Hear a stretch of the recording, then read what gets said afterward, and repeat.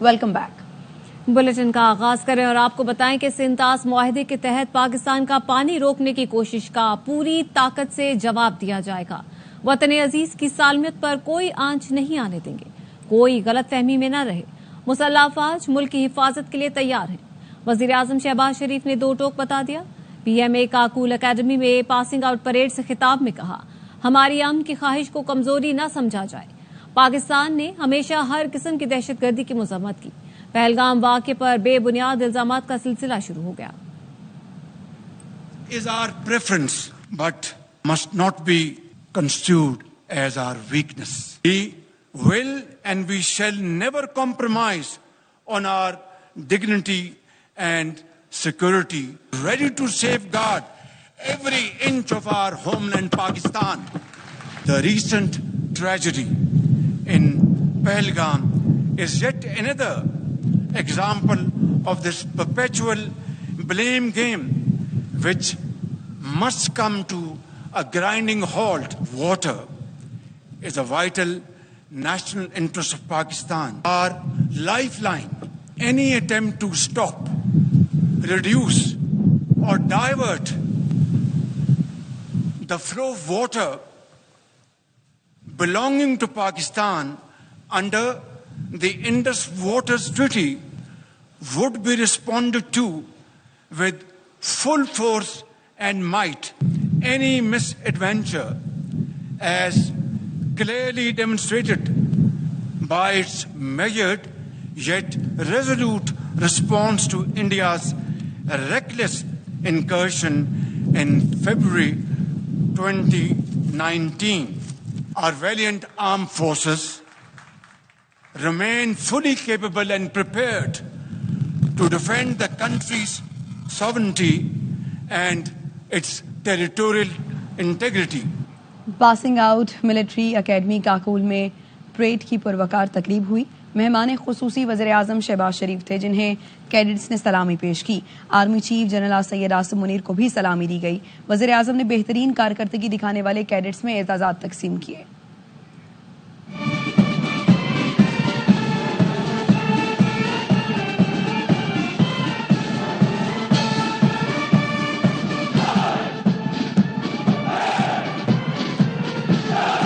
Pakistan military academy Kakul میں پروقار تقریب، پاس آؤٹ ہونے والے کیڈٹس کی شاندار پریڈ۔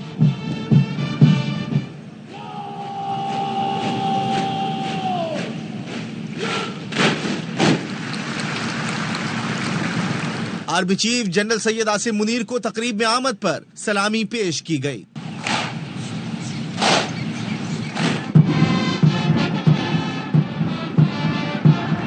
بغل بجا کر وزیر اعظم شہباز شریف کی آمد کا اعلان کیا گیا۔ کیڈٹس نے وزیر اعظم کو سلامی پیش کی۔ شہباز شریف نے پریڈ کا معائنہ کیا۔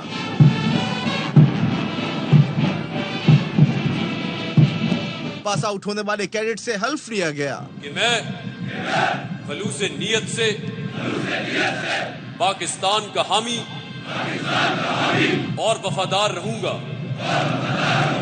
وزیر اعظم شہباز شریف نے بہترین کارکردگی پیش کرنے والے کیڈٹس میں اعزازات تقسیم کیے۔ Gold medal goes to Zain Ul-Abidin chiefs of staff committee.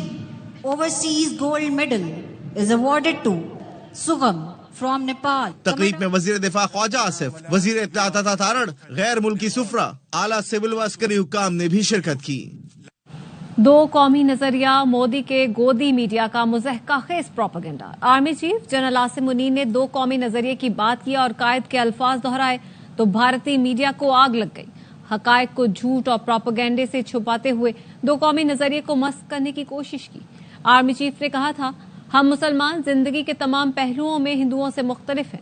ہمارا مذہب، رسم و رواج، روایات، سوچ اور عزائم ہندوؤں سے الگ ہیں۔ دو قومی نظریے کی بنیاد تھی کہ مسلمان اور ہندو دو قومیں ہیں، ایک نہیں۔ ہم نے پاکستان کے لیے بہت قربانیاں دی، ہم اس کا دفاع کرنا جانتے ہیں۔ بھارتی میڈیا اور سوشل میڈیا اپنے روایتی پروپیگنڈے سے تاریخ مسخ نہیں کر سکتا۔ پاک بھارت کشیدگی پر امریکی صدر ڈونلڈ ٹرمپ کا کہنا ہے پاکستان اور بھارت دونوں میرے قریب ہیں، دونوں ملکوں کی قیادت کو جانتا ہوں۔ پاکستان اور بھارت میں ہمیشہ کشیدگی رہی ہے، امید ہے دونوں ممالک مسئلے کا حل خود ہی نکالیں گے۔ صحافیوں سے گفتگو میں ڈونلڈ ٹرمپ مسئلہ کشمیر کی تاریخ سے لا علم نکلے اور اسے 1500 سال پرانا مسئلہ قرار دے دیا۔ کہا دونوں ملک کشمیر پر 1000 سال سے لڑ رہے ہیں۔ سعودی وزیر خارجہ شہزادہ فیصل بن فرحان نے نائب وزیر اعظم اسحاق ڈار سے ٹیلی فونک رابطہ کیا۔ ترجمان دفتر خارجہ کے مطابق اسحاق ڈار نے سعودی وزیر خارجہ کو قومی سلامتی کمیٹی کے فیصلوں سے آگاہ کیا۔ ترجمان نے بتایا کہ نائب وزیر اعظم نے بھارت کے اشتعال انگیز اقدامات سے آگاہ کیا اور بھارت کے بے بنیاد الزامات کو مسترد کیا۔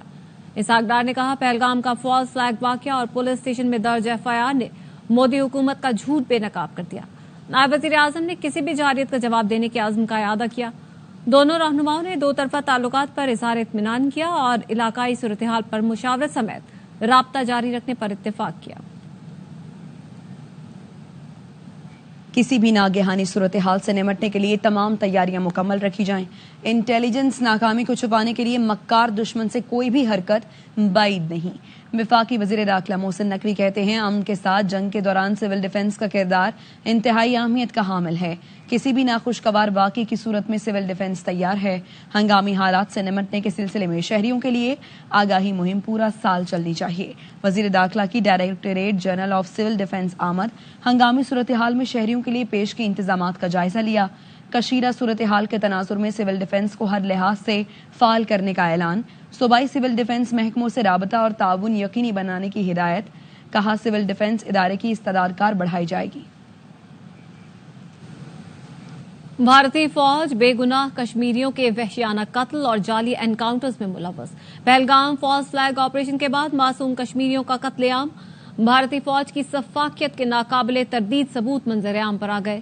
جمعرات کو مقبوضہ کشمیر کے اوڑی سیکٹر میں 2 بے گناہ نہتے کشمیریوں کو دن دہاڑے شہید کیا گیا۔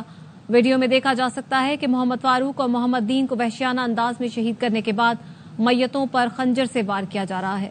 بھارت کے مختلف جیلوں میں غیر قانونی اور جبری طور پر زیر حراست 732 بے گناہ قیدیوں کی زندگیوں کو بھی سنگین خطرات ہیں۔ مودی سرکار کے وزیر پاکستان کے خلاف جنگی جنون میں مبتلا ہیں۔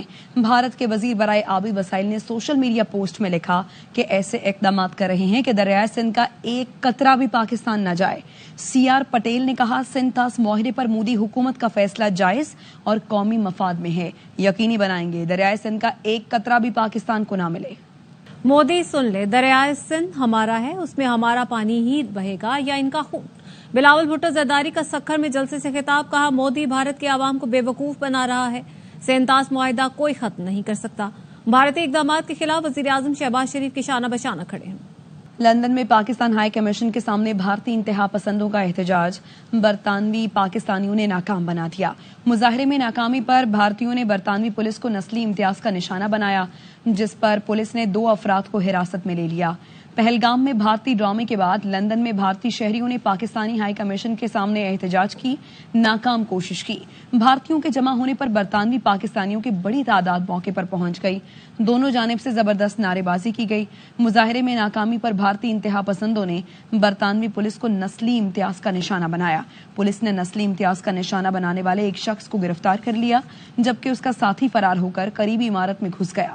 پولیس نے دوسرے شخص کو بھی حراست میں لے کر دونوں بھارتی انتہا پسندوں کو پولیس اسٹیشن منتقل کر دیا۔ مظاہرے کے بعد بھی برطانوی پولیس بھارتی ہائی کمیشن کے باہر موجود رہی۔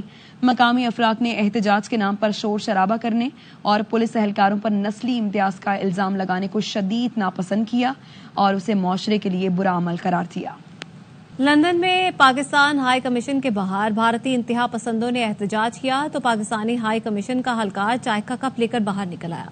ابھینندن کی تصویر دکھا کر بھارتیوں کو آئینہ دکھایا، پوچھا کہ چائے کیسی تھی۔ پاکستانی ہائی کمیشن نے بھارتی انتہا پسندوں کے لیے مفت چائے کا سٹال بھی لگا دیا۔ مودی سرکار کی گیدڑ بھپکیوں کو پاکستانی عوام کسی خاطر میں نہیں لا رہے، بلکہ مذاق ہی مذاق میں نریندر مودی اور گودی میڈیا کو آئینہ دکھا دیا ہے۔ پوپ فرانسس کی آخری رسوم آج ویٹیکن سٹی میں اب سے کچھ ہی دیر بعد ادا کر دی جائیں گی، جس میں دنیا بھر سے اعلیٰ شخصیات اور بین المذاہب وفود شرکت کر رہی ہیں، جو کہ پہنچ بھی چکے ہیں اور اب سے کچھ دیر بعد ان کی آخری رسومات کو ادا کر دیا جائے گا۔ امریکی صدر ڈونلڈ ٹرمپ بھی روم پہنچ گئے ہیں۔ برطانیہ کے وزیر اعظم فرانس کے صدر اور دیگر عالمی رہنما بھی ویٹیکن پہنچ چکے ہیں. اس موقع پر سیکیورٹی کے بھی سخت انتظامات کیے گئے ہیں اور ویٹیکن کو حساس زون قرار دیا گیا ہے. تو آپ کو اپڈیٹ کریں ہیں پوپ فرانسس کی آخری رسومات آج ویٹیکن سٹی میں اب سے کچھ ہی دیر بعد ادا کی جائیں گی، جس میں دنیا بھر سے اعلیٰ شخصیات اور بین المذاہب وفود شرکت کر رہے ہیں اور امریکی صدر ڈونلڈ ٹرمپ بھی روم پہنچ گئے ہیں. نیوز بلیٹن سے فی الحال اتنا ہی. دیکھتے رہیے AR1.